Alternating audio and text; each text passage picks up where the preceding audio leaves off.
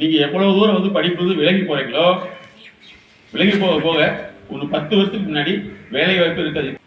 அப்ப உங்க வேலை வாய்ப்பு அப்படிங்கிறது வந்து முதல்ல வந்து உங்களுடைய கல்வி திறன் அடிப்படையில் தான் இருக்கும். உனக்கு புரியவே இல்லை, கவலைப்படாத. உனக்கு புரியவே வேண்டாம். உன்னால கிளாஸ்ல வந்து 3 மணி நேரம் அமைதியா இருக்க முடியுதா? செகண்ட், உன்னால அமைதியா பேசாம இருக்க முடியுதா?